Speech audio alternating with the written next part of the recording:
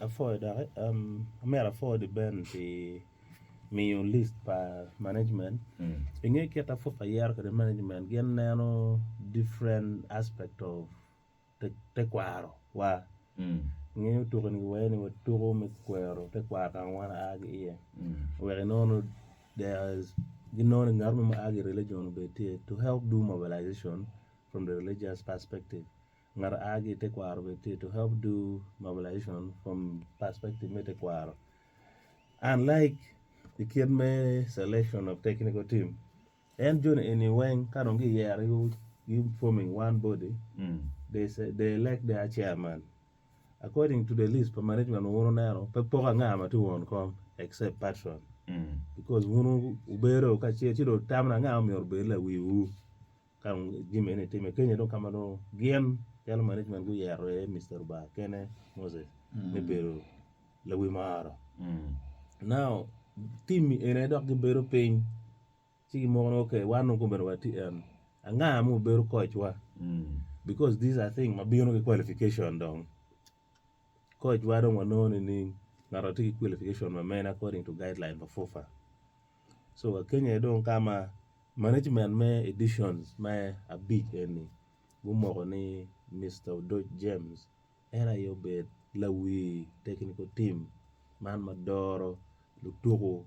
the actually province edition me a big Mr. Dodge James and te fonyo dilo team man me nek rom me kwan ne me fonyo dilo dong tie man magiloni a level B level B ke ai kende chere and take a CAF B certification. Yes yeah okay we CAF ko no dan wo ko pedo bin yang ma be tigi CAF B so eno do James dong bergi care ma yer angag ma en mer anything kere ikiana kenyo kwanyo goalkeeping coach chalo lawyer ma wondo por karo nge Moses okwanyo Jock Robert chalo assistant ma mege okwanyo kwanyo dama de management do no ke kayan do kwanyo ni management do no ke lo ga gwa ko jimi pa Acholi province yan kwanyo man kwanyo Walter cha chalo kids manager go kwanyo doctor unalet chalo team doctor go mer kum ma make to form 5 members of the technical team any papa tie gi mon ma muken ni piane kar mo chano ber gi mo technical team dama ma pa ya di barwa tam to scale down the expense jon en ka kele ga chel kiri yana biche kan giramo ti uti gini piani wona am pol chan pol BTU ema be an wa town to reduce cost kum yor bet kumeno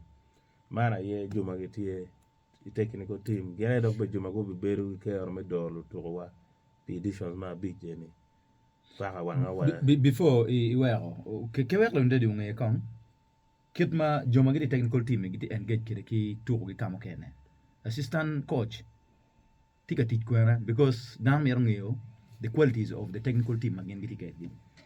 so assistant coach machalo Jock Robert en cha tika timo ngo kwara then Moses Oloya tika timo ngo kwara